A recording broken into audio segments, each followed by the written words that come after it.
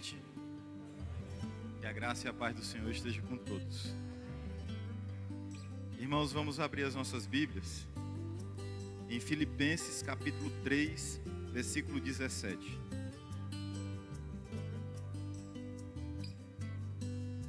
Filipenses 3, 17.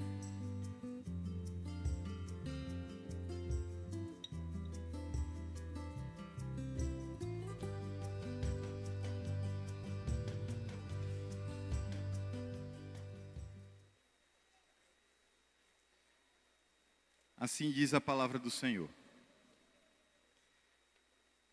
Irmãos, sede imitadores meus e observai os que andam segundo o modelo que tendes em nós. Pois muitos andam entre nós, dos quais, repetidas vezes, eu vos dizia e agora vos digo, até chorando, que são inimigos da cruz de Cristo. O destino deles é a perdição, o Deus deles é o ventre, e a glória deles está na sua infâmia, visto que só se preocupam com as coisas terrenas. Pois a nossa pátria está nos céus, de onde também aguardamos o Salvador, o Senhor Jesus Cristo, o qual transformará o nosso corpo de humilhação para ser igual ao corpo da sua glória, segundo a eficácia do poder que ele tem de até subordinar a si mesmo todas as coisas.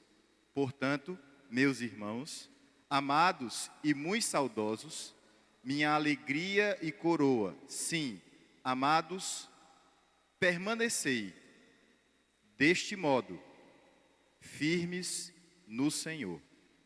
Amém.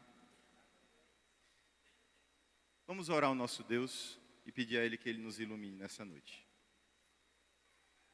Pai Santo, nós te agradecemos, porque temos a Tua palavra agora diante de nós. E o Teu povo aqui reunido, Pai, necessita, tem radical necessidade, Senhor, de ouvir a Tua voz falar aos nossos corações. Moldar, Senhor Deus, os nossos corações e assim tudo quanto nós pensamos, fazemos e até planejamos quanto a tudo o que nós precisamos fazer, até mesmo amanhã, daqui a alguns minutos, não importa. O Senhor, Senhor Deus, é aquele único ser que pode nos alimentar de verdade nesta noite. Alimenta-nos, Senhor, porque nós necessitamos da Tua palavra. Em nome de Jesus, amém. Irmãos, a comissão do presbitério se reúne aqui para dar posse ao pastor que já está caminhando com os irmãos, o pastor que tem estado com os irmãos durante esses meses de 2022, e com alegria nós queremos dizer que o presbitério, ele verdadeiramente se alegra em poder ver o ministério do nosso irmão prosperar aqui. A segunda igreja de Linhares, a terceira igreja de Linhares, a igreja de Soretama estão aqui representadas pelos seus pastores, por presbíteros, por membros dessas igrejas, porque o nosso intuito é que esse povo se una cada vez mais, esteja em harmonia. E agora, estávamos nós ali, os quatro, conversando. Quem sabe não surge até um presbitério, depois de tantos anos que nós oramos aqui, na cidade de Linhares e também aqui junto com Soretama. Quem sabe o Senhor Deus não nos vai reservar esse privilégio. Durante todos esses anos, a verdade é que todos nós, não só vocês, que são aqui da primeira igreja, mas todos os membros das igrejas presbiterianas aqui em Linhares e Soretama, na região, nós aguardamos sempre que o Senhor, Ele nos fortaleça juntos para fazer a obra do nosso Deus. O apóstolo Paulo, ele também tinha essa mesma incumbência, ele tinha a incumbência dada por Deus de fazer a obra do Senhor, não a obra dele. Um dia o apóstolo Paulo, ele foi até um local onde ele não pensava que ele estaria, que no caso é a região da Macedônia. Essa região da Macedônia, ela necessitava da pregação, assim como tantas outras, mas Deus, ele deu uma visão ao apóstolo Paulo, mostrou a ele um macedônio. E esse macedônio disse a ele que ele deveria ir para pregar o evangelho entre os macedônios. O plano que ele tinha de ir para um lado, na verdade, Deus tinha outro plano e o levou para uma outra região do mundo. Naquela oportunidade, irmãos, Deus fez grandes coisas na vida do apóstolo Paulo. Deus fez grandes coisas na vida do apóstolo Paulo enquanto ele estava passando por dificuldades. Ele chegou em Filipos, por exemplo, e logo que ele esteve ali, uma mulher chamada Lídia, ela se converteu ao evangelho. Deus tocou no coração daquela mulher. Assim como outras coisas também começaram a acontecer que eram maravilhosas. Só que uma jovem, possessa de um demônio, ficava adivinhando e dizendo coisas a respeito do apóstolo Paulo. E o apóstolo Paulo, vocês já sabem, expulsou o demônio dela. Em decorrência disso, o apóstolo Paulo, ele foi preso. Interessante. Parecia que tudo ia bem, né?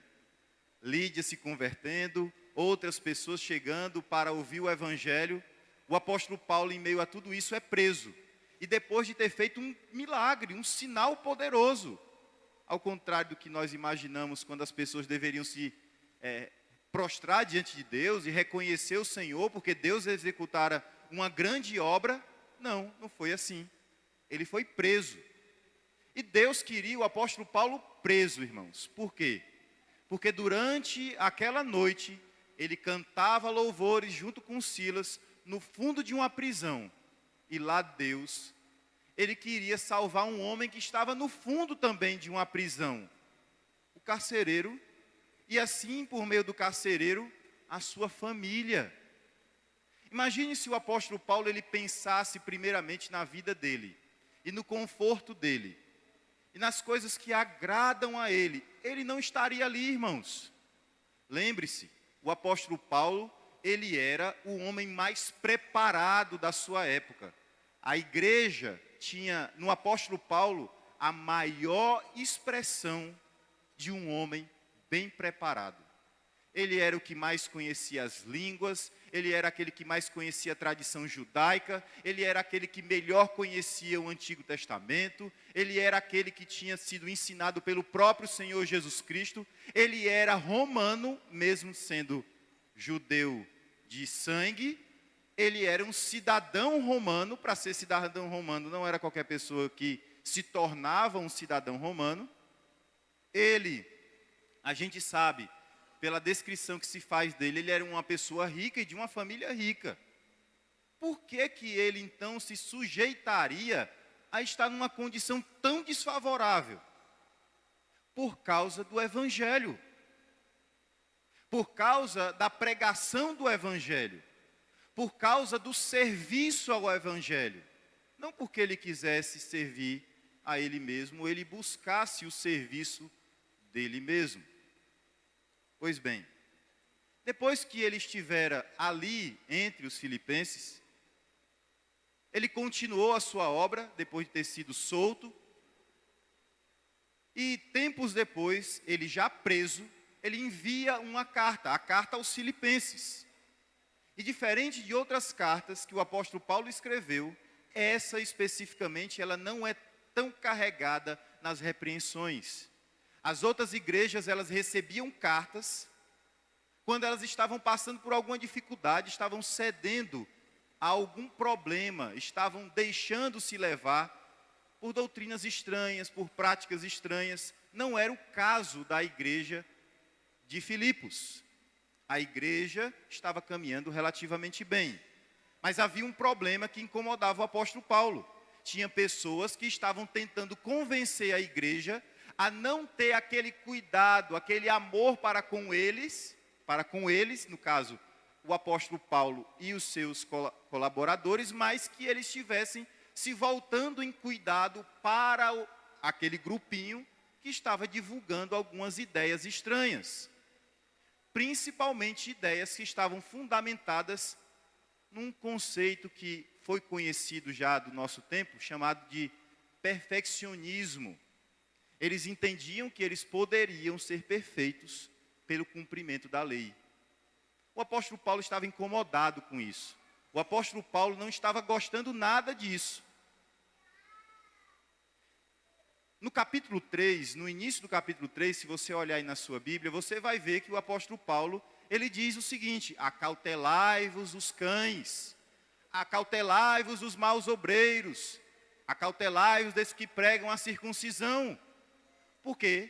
Porque eles estavam tentando convencer as pessoas a não só deixar de ter cuidado com o apóstolo Paulo, mas também que eles começassem a ouvir aquele grupo e não mais o apóstolo Paulo.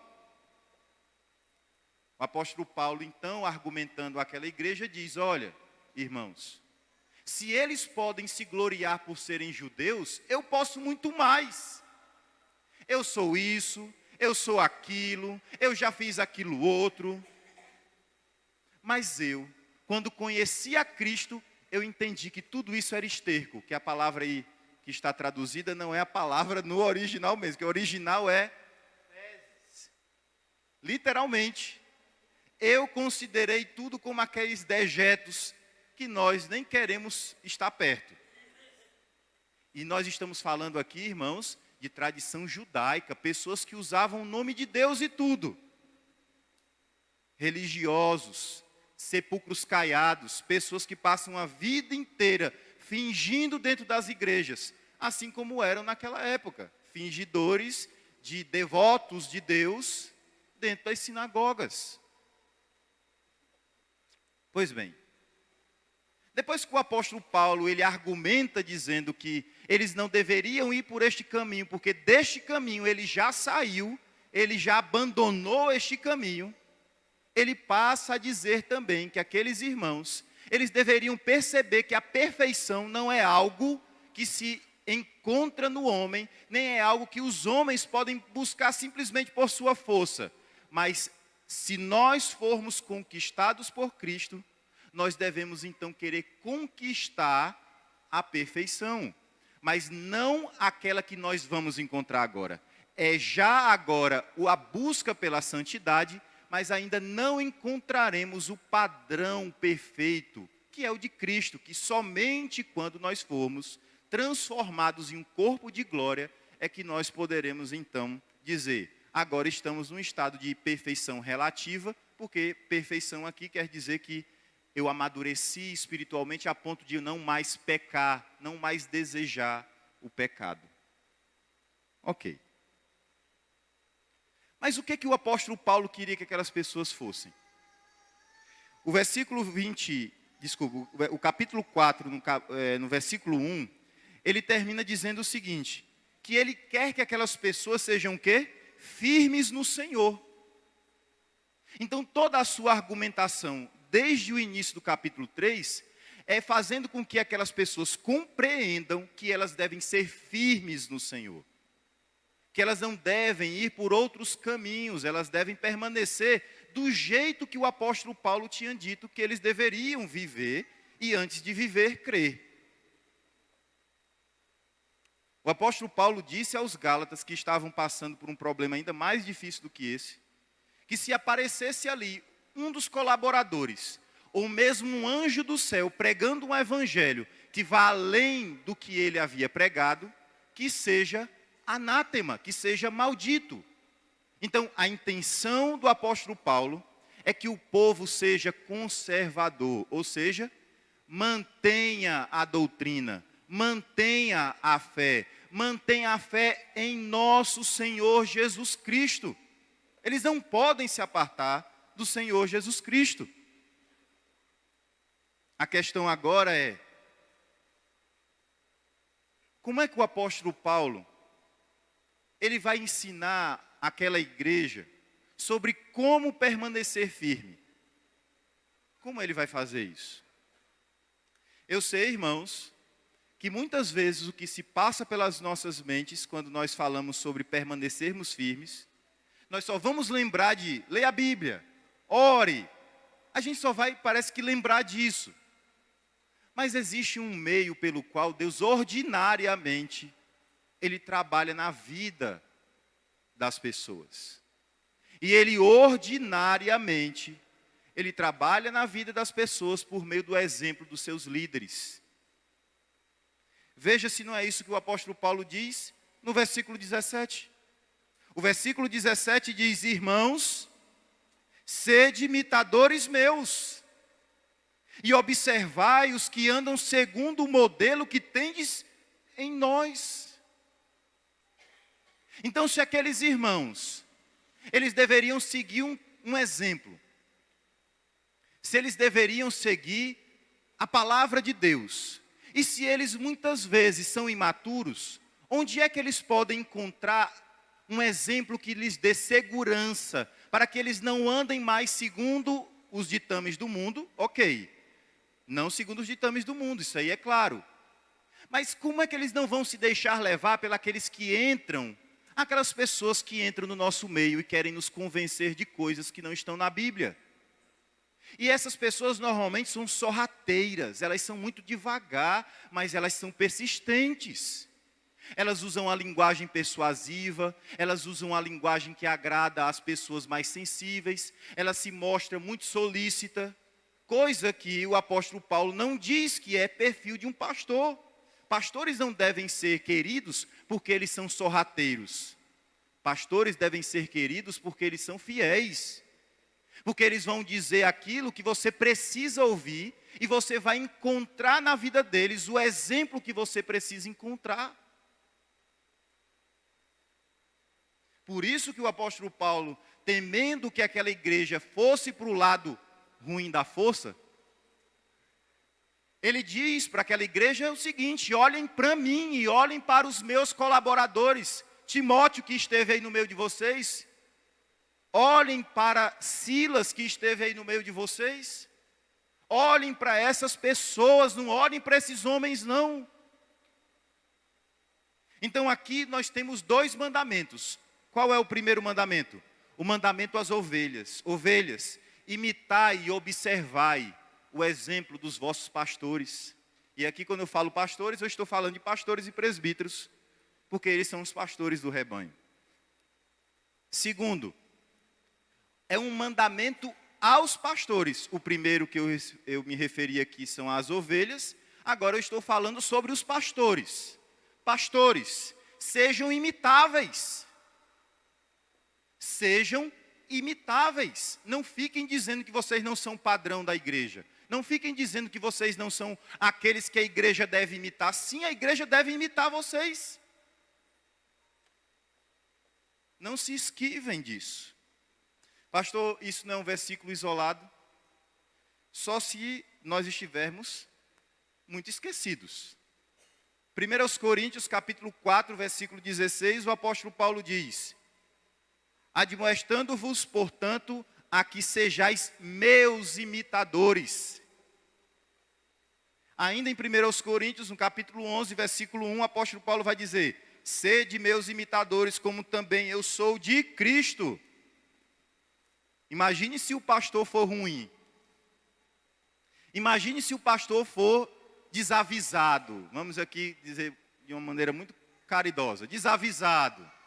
Imaginemos que ele seja alguém que imita outro pastor. Vamos dizer que ele seja um simulacro muito ruim daquele pastor famosinho que tem na internet. Meus irmãos, eu quero só dizer uma coisa para vocês. Vocês estarão perdidos. Se vocês tiverem aqui pastores que copiam outros pastores, vocês estarão perdidos. Porque pastor de verdade imita Jesus Cristo. Para que o povo de Deus possa ver nele justamente o Senhor Jesus Cristo. Ele lidera como Jesus Cristo lidera. Ele fala como Jesus Cristo fala. Ele trata como Jesus Cristo trata. Não espere de um pastor nada mais e nada menos do que isso. É isso que um pastor deve ser, um imitador de Cristo, para que as ovelhas imitem a ele, que na verdade não estarão imitando a ele em si, imitarão a Cristo. A Timóteo, que também era um jovem pastor, ele disse em 1 Timóteo capítulo 4, versículo 2, o seguinte: ninguém despreze a tua mocidade. Pelo contrário, torna-te padrão dos fiéis na palavra, no procedimento, no amor, na fé, na pureza. O pastor tem que ser o padrão dos fiéis. Tito, no capítulo 2, versículo 7, o apóstolo Paulo diz a Tito: torna-te pessoalmente padrão de boas obras. No ensino, mostra integridade, reverência. Veja como começa tudo onde verdadeiramente é o ministério pastoral. O ministério pastoral, irmãos, não é ser palhaço, não é ser contador de histórias, não é ser alguém nem mesmo querido em primeiro lugar. Ele deve ser querido pelo povo de Deus, mas em primeiro lugar ele deve buscar ser famoso no meio do povo, ou ele deve buscar fazer o seu trabalho como um fiel ministro de Cristo, que sabe manusear bem a palavra da verdade, e assim, no ensino, mostrar integridade e reverência ao Senhor, que é o Senhor da palavra. É assim que um pastor, ele deve ser, se ele quiser que o seu povo, que as suas ovelhas, elas permaneçam firmes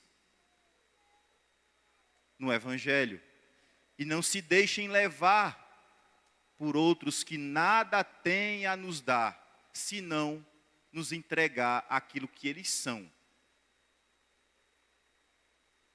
Ok. Por que que o apóstolo Paulo, ele fala esse mandamento? Será que alguma coisa tão grave estava acontecendo? O versículo 18, ele diz que era grave. Veja que o que o apóstolo Paulo vai dizer agora, no versículo 18, demonstra essa gravidade. Que gravidade é essa? Pois muitos andam entre nós. Veja que o apóstolo Paulo, ele não está falando assim, pessoas que estão ali por acolá andando meio que arrodeando. Não. Eles já estão entre nós.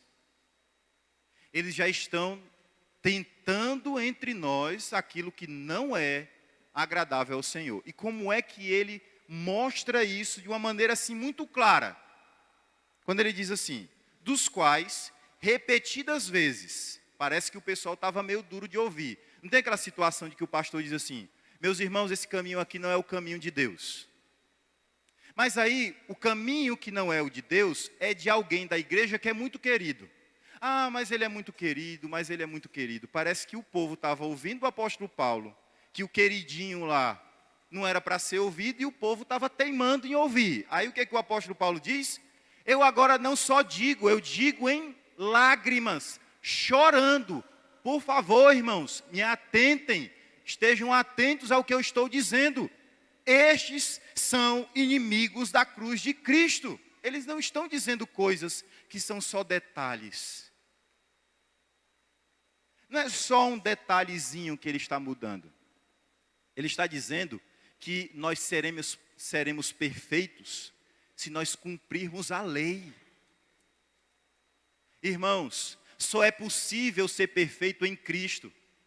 Ele é que é o nosso representante junto ao Pai. Ele é aquele que nos media junto ao Pai. Ele é o sumo sacerdote para sempre, segundo a ordem de Melquisedeque, ou seja, acima da casta sacerdotal levítica, Jesus é.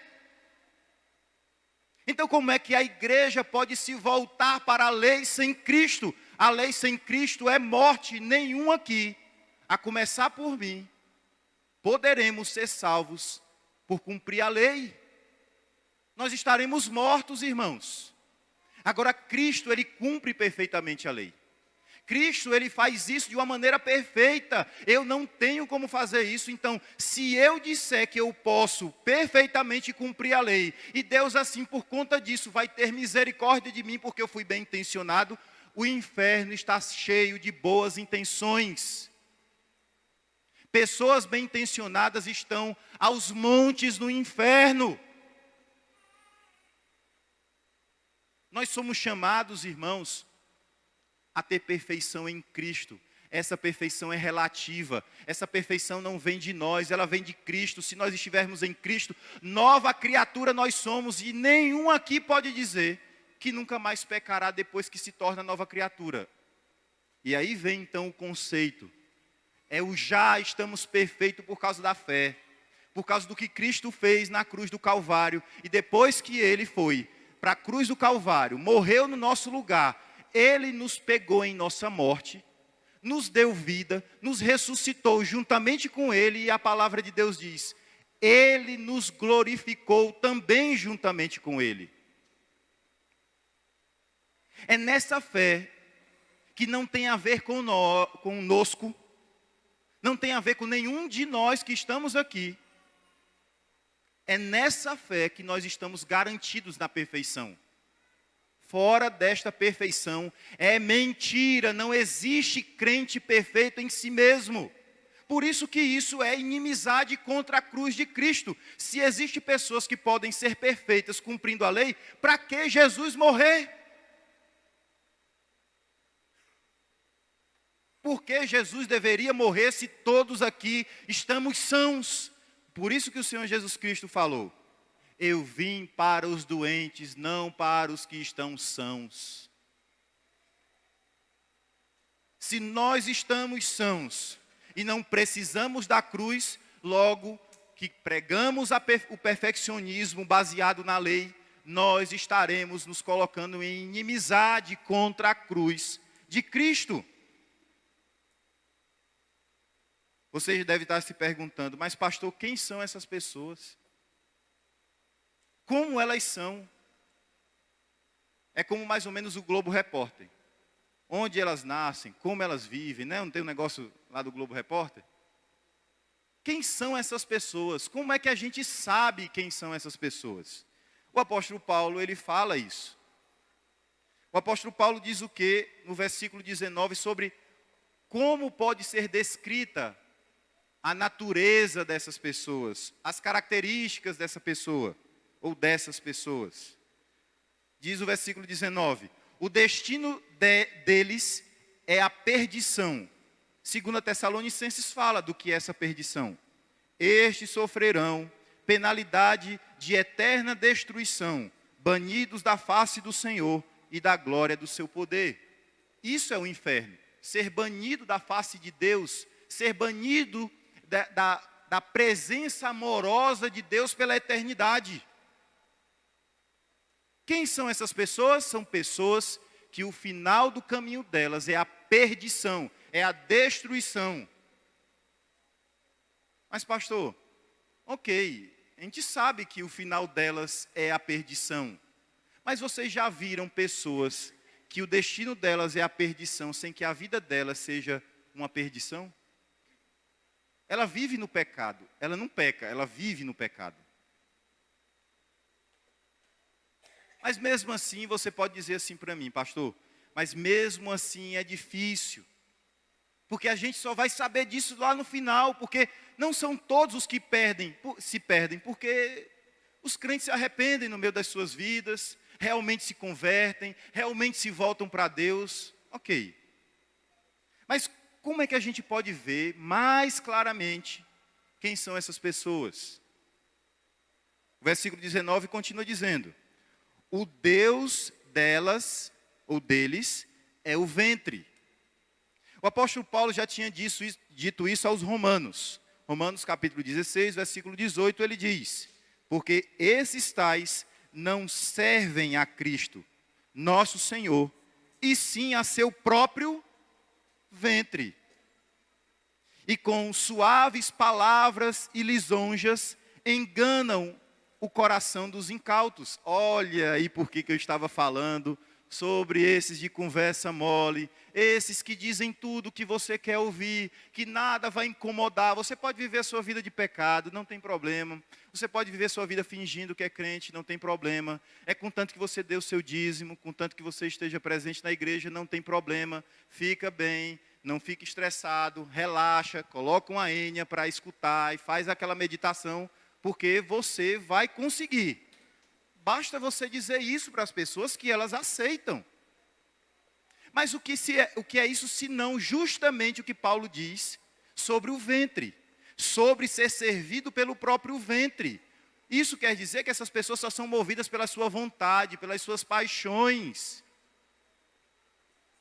É aquela pessoa que vai te dizer, mesmo quando você precisa ouvir a verdade, que está tudo bem, que não tem nada a ser corrigido, que não há nada no que crescer, no que se arrepender, no que voltar ao Senhor. Eu me lembro de Malaquias pregando, irmãos. E ele dizendo, olha, vocês precisam voltar ao arrependimento. Vocês pecaram contra Deus. E o povo dizendo, no que é que nós pecamos? É a mesma situação. As pessoas querem se servir dos seus ventres. E qualquer um que não servir ao propósito do ventre, do desejo, da vontade, não é bom. Quem são esses que podem nos tirar da firmeza de Cristo? Senão aqueles que dizem tudo o que você quer ouvir. Senão aqueles que te adulam. Adulador é uma situação. Olha, irmãos, quando uma pessoa começar a te adular, cuidado com ela. Ela não está sendo sincera. Não está sendo sincera. Aduladores não são sinceros. Escute isso que eu estou te dizendo. Aduladores não são sinceros. Por isso o apóstolo Paulo falou, eles são cheios de palavras suaves, eles têm lisonjeiros, e eles falam de uma maneira que você fica muito bem, se sente muito bem, mas o final disso tudo é só ele mesmo. Ele só está interessado nele. É, pastor? Eu pensei que ele estava interessado em me agradar. Pois é, irmãos. Quando ele te agrada, ele te manipula a fazer o que ele quer. Quando ele te agrada, ele se serve de você. Ele se alimenta de você. Ele deturpa a sua vida. Ele tensiona de maneira desordenada o seu caráter. Você é puxado para lugares onde você não deveria estar. Porque alguém te bajulou, disse o que você queria ouvir, e no final das contas só ele se engrandece e você passa como aquele que deve ser só o elogiador dele, o reconhecedor de tudo aquilo que ele fez de bom por você. Sendo que ele não fez nada de bom por você em si. Ele fez por ele, porque ele é que vai ficar famoso, ele é que vai ficar grande, ele é que vai ficar aquela pessoa que todo mundo gosta, e você vai ser só mais um na multidão. Infames assim. E aí é o apóstolo Paulo, irmãos, o apóstolo Paulo foi um homem muito diferente. Porque depois de dizer justamente isso que eu estou falando aqui agora, sobre servir ao próprio ventre dele, se aproveitando do desejo que as pessoas têm de terem os seus ventres servidos, o que o apóstolo Paulo diz na continuidade do versículo 19? E a glória deles está na sua infâmia. Sabe o que significa isso, irmãos? Que aquilo que deveria fazer eles terem vergonha, eles se sentem engrandecidos. São loucos. Estão desordenados na mente. Aquilo que seria vergonha para eles está sendo motivo de glória, de fama, porque infâmia é o contrário de fama. Boa fama. Ora, ele está se engrandecendo do que ele deveria ter vergonha. Olha o caráter destas pessoas. O problema, irmãos, é que nem sempre nós conseguimos perceber o caráter dessas pessoas. Nós temos dificuldades para perceber que essas pessoas não querem o nosso bem. Elas não estão querendo que você cresça em Jesus Cristo. Elas não estão querendo que você busque a Deus como você deveria buscar. Elas estão te usando para ser o cartão postal delas de que elas são bons líderes, bons pastores. Está vendo como as pessoas todas estão aqui em meu redor? Em meu redor. Ele até muda a voz, ele entona, ele faz todo esse teatro.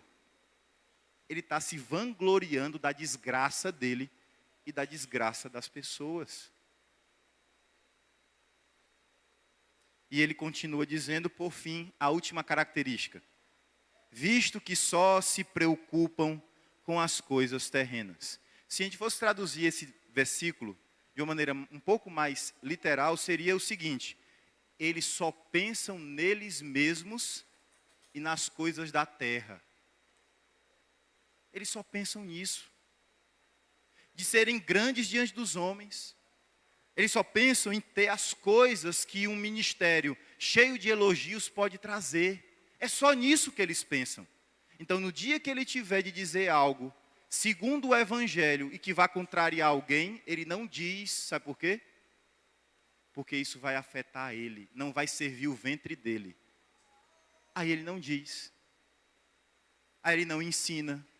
Aí ele não confronta. Aí ele não aconselha. Ele não corrige, porque ele tem que servir a ele mesmo. O ventre dele, os pensamentos dele estão só lá no mundo. Ele precisa mostrar ao mundo que ele é bem sucedido. Então ele não pode falar outra coisa, senão o que as pessoas querem. Mas como são os crentes? Como é a descrição das pessoas que são o contrário disso? Porque Paulo ele vai falar por analogia. Se tem esse lado ruim, aí agora ele vai mostrar o bom, para que você perceba onde é que deve estar o coração de todo aquele que não é inimigo de Cristo, não é inimigo da cruz de Cristo, não é inimigo do Evangelho, mas é amigo de Deus e está firme nos caminhos do Senhor. Ele vai dizer no versículo 20: pois a nossa pátria está nos céus, de onde também aguardamos o Salvador, o Senhor Jesus Cristo. Veja que aqui há duas realidades. Uma pessoa que ela está com o seu pensamento firmado em Deus. O pensamento firmado em Deus faz com que ela pense no futuro, mas não simplesmente no que ela vai ter amanhã. Não é isso, irmãos. É na esperança do porvir. É na pátria celestial, é em todas as coisas que esse mundo não pode te dar. Se você pensa em coisas terrenas, qual vai ser a tua recompensa? As coisas terrenas.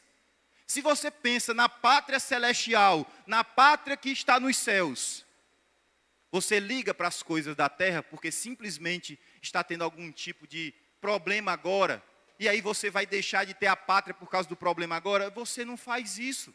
Você se concentra no alvo. Você está pensando no futuro, na esperança do porvir. Depois ele fala sobre o presente, não do passado. Observe que não tem passado aí. Não tem passado. Porque as coisas que se passaram, passaram. Eis que tudo se fez novo. O apóstolo Paulo disse, versículos antes aí: eu mesmo olho para as coisas para frente, deixando para trás o pecado, o peso, a amargura, tudo para trás. Eu olho para o alvo que é Cristo. Ímpios não sabem isso. E líderes ímpios são assim. Eles só olham para a igreja em si. Eles não olham para a pátria que eles devem conquistar. E toda a igreja deve também conquistar no último dia. Mas como? No presente, guardando o Salvador. Aguardando o Salvador. Nós temos que aguardar por Ele. Nós temos que estar em estado de prontidão. Então, todo crente que não pensa em servir o seu próprio ventre, está disposto a aguardar por cima de todos os problemas a vinda do Senhor Jesus Cristo. Quando Ele vier, para que todo olho veja e toda língua confesse que Ele é o Senhor para a glória de Deus. É por isso que nós aguardamos, irmãos. É nesse sentido que nós vivemos a vida cristã. Nós, irmãos, estamos aguardando, como diz o versículo 21, a transformação do nosso corpo. Ora, é o contrário. Do mesmo jeito que alguém ímpio só pensa na terra, o outro lado é pensar na pátria. Da mesma forma, aquele que só pensa no ventre, se ele está em Cristo, o pensamento dele não está no ventre dele. Está onde? Naquilo que vai acontecer com o corpo dele. Vai chegar um momento em que as tentações, as provações, as paixões não serão mais um problema. O Senhor Deus, Ele vai transformar o nosso corpo de humilhação num corpo que é como o de Cristo. É um corpo glorificado. É nisso que o crente se concentra. É nisso que os seus líderes se concentram. É nisso que a igreja deve se concentrar como um todo, para permanecer firme. Essa é a mensagem de todo aquele que quer ver a sua igreja sendo edificada no poder de Deus. Por isso, acompanhe comigo, por favor, o final do versículo 21. Segundo a eficácia do poder que ele tem de até subordinar a si todas as coisas.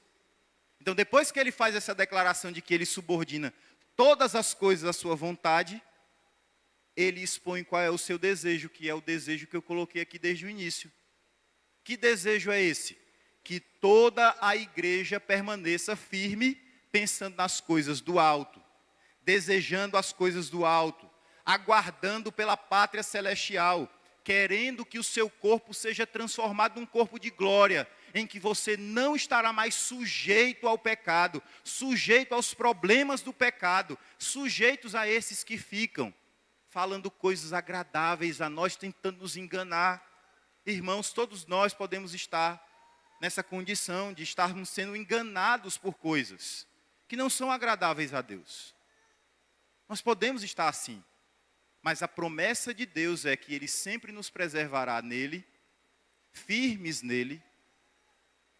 E mais, irmãos, um dia nós não ouviremos nenhuma outra voz, senão aquela voz do Senhor Jesus Cristo, quando diz: foste fiel no pouco, sobre o muito eu te colocarei.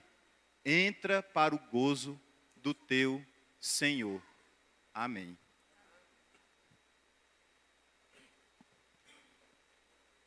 Oremos ao Senhor.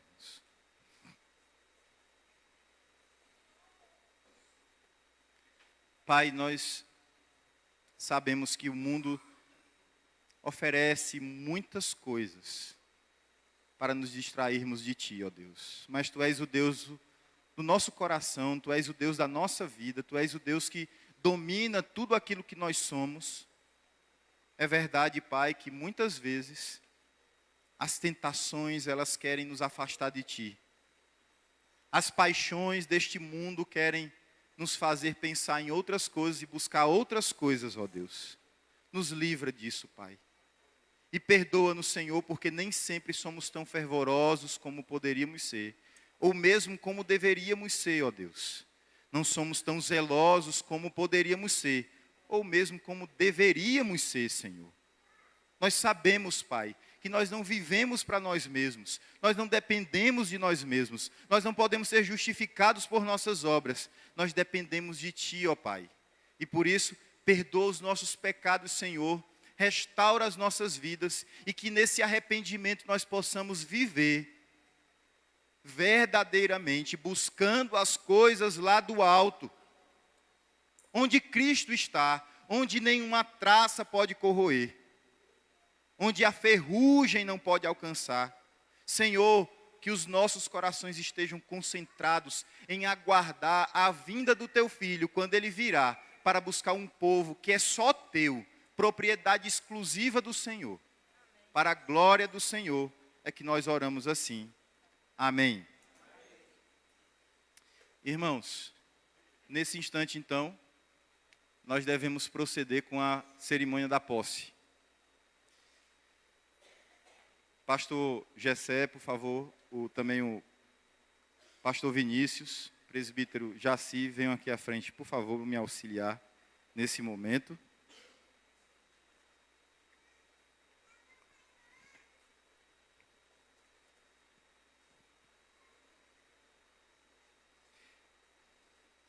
Em nome da Trindade soberana, esta comissão, composta por estes irmãos, designada pelo Presbitério Norte Litorâneo, se faz presente com a incumbência de dar posse ao novo ministro desta igreja, conforme às exigências constitucionais da Igreja Presbiteriana do Brasil.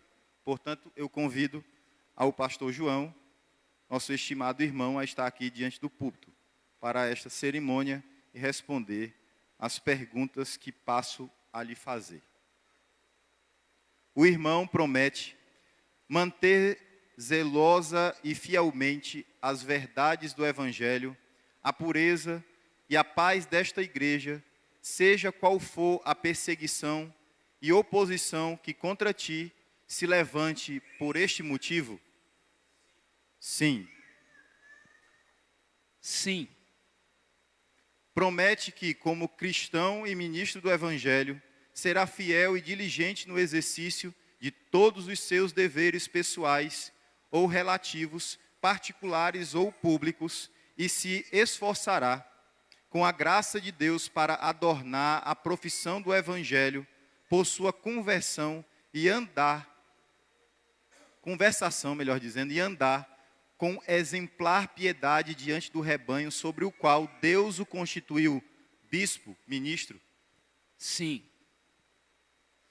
Promete ainda estar pronto a tomar sobre si o cargo desta igreja, de conformidade com a declaração que fez ao aceitar o seu convite, e promete que, com o auxílio de Deus, desempenhará para com ela os deveres de pastor? Sim. Perguntas à igreja. Por favor, os membros da igreja, fiquem em pé para que se separe daqueles que não são membros da igreja. Eu peço que, por favor, você que é membro da igreja, diga com toda a força, com toda a convicção: os irmãos desta congregação continuam dispostos a receber como seu pastor o irmão pastor João Carlos, aqui presente, a quem consideram e elegeram por este fim? Sim. Prometem receber da sua boca, com humildade e amor, a palavra da verdade e se submeter a ele no devido exercício da disciplina? Sim. Prometem animá-lo em seu trabalho, no esforço que empregar para a instrução e edificação espiritual de suas vidas? Sim. E, enquanto ele for seu pastor, continuar a dar-lhe a manutenção que lhe prometeram e fornecer-lhe o necessário para resguardar a honra e o testemunho do Evangelho e para o seu conforto entre vocês? Sim. Amém, irmãos. Podemos sentar. Agora vamos orar pelo nosso irmão, por favor. Pode vir aqui na frente, não tem problema não. Eu já estou em casa, né? Já estou dizendo onde é que você tem que ficar. É possível. Você pode ficar de joelho, meu irmão? Diante de Deus e diante dessa igreja do Senhor, e com o testemunho dessas autoridades que estão aqui, que também são autoridades do presbitério, nós vamos orar. Eu vou pedir ao pastor decano da comissão para que ore pelo pastor mais novo do presbitério, que é o pastor João, e assim empossar o nosso irmão. Senhor nosso Deus, nós te damos graças por esse momento singular na vida do teu servo, que nós estamos juntos com ele, vivenciando. Nós te agradecemos, ó Deus, e te suplicamos em nome de Cristo Jesus, que o Senhor o abençoe ricamente, no sentido de que ele possa cumprir, ó Deus, cabalmente, os votos que solenemente ele prestou diante da igreja e diante do Senhor. Que o Senhor o abençoe, que o Senhor prepare o caminho para que ele seja exitoso em todas as coisas, para o louvor da tua glória, em nome de Cristo Jesus. Amém. Amém, Senhor. Deus te abençoe, meu irmão.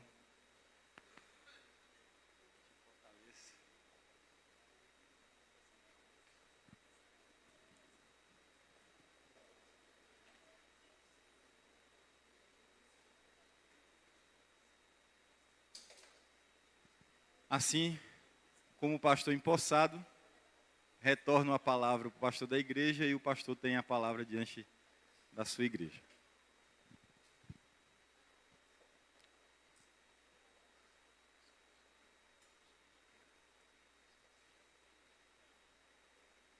Meus queridos irmãos, como é bom nós podermos responder essas perguntas e confirmar a vocação de Deus sobre nossas vidas.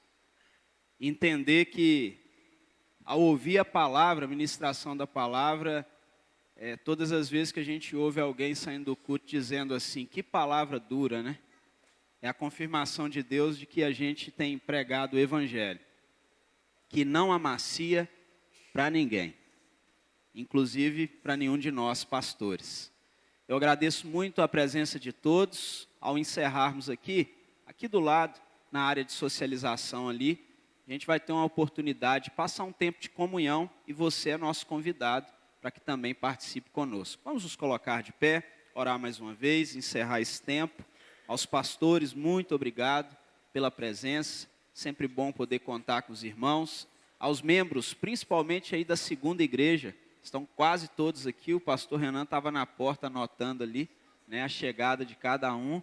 Obrigado pela presença dos nossos queridos irmãos, de outras igrejas presbiterianas também da nossa cidade, de outras denominações, e que Deus nos faça unidos, irmãos. Do jeitinho que o pastor falou no início, nós possamos nos unir e ser a igreja presbiteriana em Linhares, Soretama e região, com muita força, coragem e determinação para levar o Evangelho onde Deus nos pede para levar. Vamos orar mais uma vez? Pai Santo e querido, muito obrigado, Deus, pela alegria que é podermos, ó Deus, cantar louvores a Ti, adorar o Teu nome, exaltá-lo. Como é bom, Deus, podermos passar um tempo tão precioso ouvindo a Tua palavra, Deus. Como é bom saber que o Senhor fala conosco, que o Senhor se importa conosco, que o Senhor até mesmo nos indica e nos mostra quem são, ó Deus, os enganadores e quem são os verdadeiros. Ó Deus, faz a nossa mente entender com clareza, dá-nos a perfeita compreensão, Deus, do que o Senhor deseja de nós e nos leve a praticar a Tua palavra. É em nome do Senhor Jesus que nós oramos. E que a graça de nosso Senhor e Salvador Jesus Cristo, o amor de Deus, o nosso bendito e glorioso Pai, que as ternas consolações e a comunhão do Espírito Santo do Senhor repouse sobre vós, povo de Deus, sobre todo o povo de Deus espalhado pela face da terra, agora e pelos séculos dos séculos. Maranata, aleluia, amém.